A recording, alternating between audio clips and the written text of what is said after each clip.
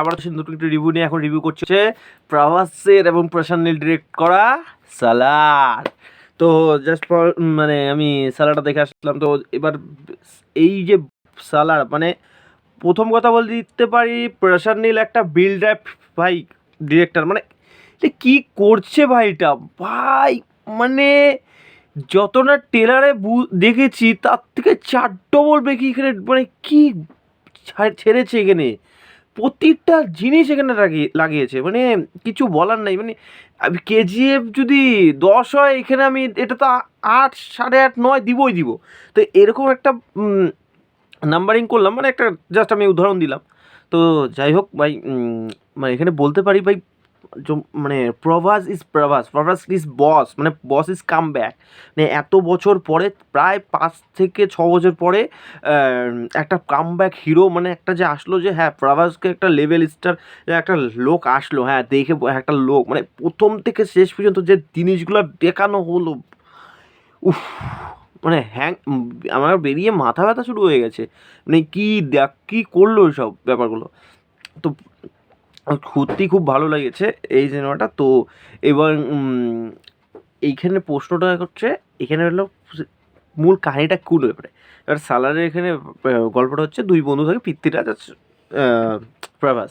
তো এই দুই বন্ধু ছোটোবেলার থেকে থাকে, এটা আমরা আগের থেকেই জানতাম যে দুই বন্ধু থাকবে। তো এই দুই বন্ধু এবং তাদের একটা ফ্যামিলি, তাদের ফ্যামিলির এক মানে সঙ্গে শত্রু, মাঝে একটা খান স্যার নামে একটা ইন্ডাস্ট্রি আছে, ইন্ডাস্ট্রি না, খান স্যার নামে একটা ফ্যামিলি আছে। সেই ফ্যামিলির যে পূর্বের কী হয়েছিল, তাদের মধ্যে পলিটিক্সগুলো কীরকম করে ছিল, এবং তারা রাজা ছিল, রাজার থেকে কী হয়েছে, এবং তাদের একজনের পর একজন সর্দার আসছিল, তারা যে একটার পর একটা চেয়ার দখল করতে চায়, এই প্যাটার্নের উপরে বইটা বেস করে তৈরি করা।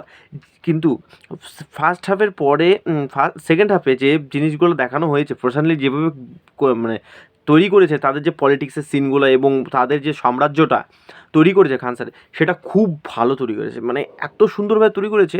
তো মানে নিখুঁত পুঙ্খানুপুঙ্খভাবে প্রত্যেকটা জিনিসগুলো তৈরি করেছে। তো এই ব্যাপারটা তো একটা গেল। আর সেকেন্ড আমি চলে আসি যে অ্যাকশানে, কি অ্যাকশান ভাই, এটা বিল্ড আপ, মানে কি করো ভাই, মানে অ্যাকশান যতটুকু দেওয়া হয়েছে, মানে লাস্ট সেকেন্ড হাফে বেশি অ্যাকশন ছিল, মানে হায় ভগবান, মানে কি করতেছে প্রভাস, মানে ওয়ান ম্যান আর্মি টাইপের একটা ব্যাপার, মানে কি করছে একটা পৃথ্বীরাজ তো ওর বন্ধু, বহু বছর পরে, 25 বছর পরে পৃথ্বীরাজ প্রভাসকে ডাকতে গেছে যে তুই আয় আমাকে বাঁচা। তো কারণ পৃথ্বীরাজ প্রথম থেকেই এখানে দেখা যায় পৃথ্বীরাজকে বাঁচায় প্রভাস, শুরুর থেকেই, ছোটোবেলার থেকেই।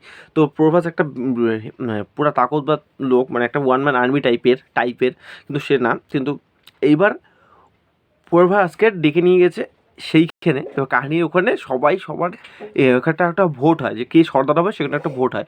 সবাই সবার জন্য সৈন্য ডাকে, কেউ আর রাশিয়ার থেকে, কেউ অন্য অন্য জায়গার থেকে, ইউক্রেন থেকে। তো এবং পৃথ্বীরাজ ওখানে মানে একটা ভোটে দাঁড়ায়। পৃথ্বীরাজ করে কি, কোনো কাউকে ডাকে না, পৃথ্বীরাজ শুধুমাত্র একটা লোককে ডাকে, সেটা হচ্ছে প্রভাস। ভাই ওখানে যখন বলে যে ও একা কী করবে ভাই, মানে কি যে করলো ওখানে, মানে মানে এর জন্য এটাকে এ গ্রেডের ফিল্মে দেওয়া হয়েছে, কারণ মানে কিছু বলার নেই আমার। তো যাই হোক, তোমরা যারা যখনই গিয়ে দেখো, মানে একদিকে তো খুব ভালো, কারণ প্রশান্ত নীলকে যদি মানে কিছু বলার থেকে, আমার মানে কি বলবো, তাকে কিছু বলার আমি ভাষা খুঁজে পাচ্ছি না। প্রশান্ত নীল এইরকমভাবে কিছু কাজ করছে। তো আর ফাইনালি পৃথ্বীরাজের পারফরমেন্সগুলো একটু, পৃথ্বীরাজের ক্ষেত্রে ডায়লগ কম ছিল যদিও, কিন্তু পৃথ্বীরাজের যে তাকাটা, একটা যে আলাদাই যে সোয়াগ, সেটা আছে। আর প্রভাসের যে বডি ল্যাঙ্গুয়েজ, টোটাল চেঞ্জ বস, টোটাল চেঞ্জ, পুরো সিগনেচার স্টাইলে ঢুকছে ভাই, নিজস্ব সিগনেচার স্টাইলে প্রভাস ঢুকছে। যে পুরোনো আমরা প্রভাসকে দেখে, সেই পুরোনো প্রভাস মানে ইজ ব্যাক করেছে ভাই, এই লেভেলটা। আর এইবার চলে আসছি যে সিনেমার মধ্যে যে ড্রামাটিকগুলোর মধ্যে কিছু কিছু জিনিস আছে, এত সুন্দর করে সাজানো হয়েছে। তো হ্যাটস অফ। আর কি, থ্যাঙ্কস ফর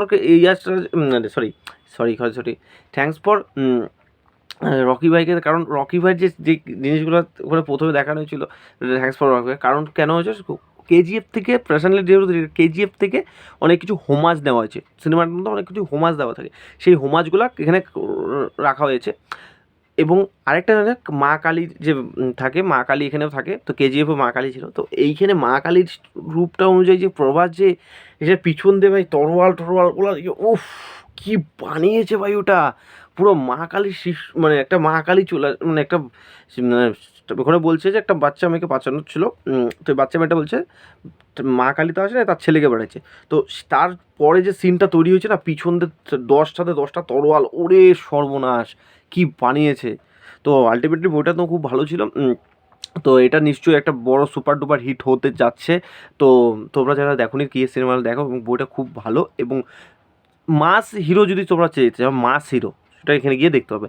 আর অবভিয়াসলি এটা টোটালি ইয়াং জেনারেশন ফ্যান বেসের উপরে বানানো হচ্ছে। তো পার্ট 1টা তো আছে, পার্ট 2 আসবে।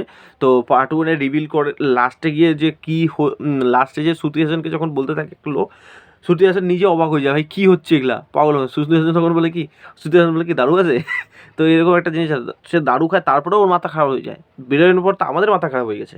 তো যাই হোক, সেকেন্ড পার্ট আসলে আমরা বুঝতে পারবো আরও কী কী ব্যাপারগুলো আছে এটার মধ্যে। তো আমার তো এটা বলেছে, তোমাদের ভিডিও ভালো লাগলে লাইক করো, শেয়ার করো, এবং চলো টাটা।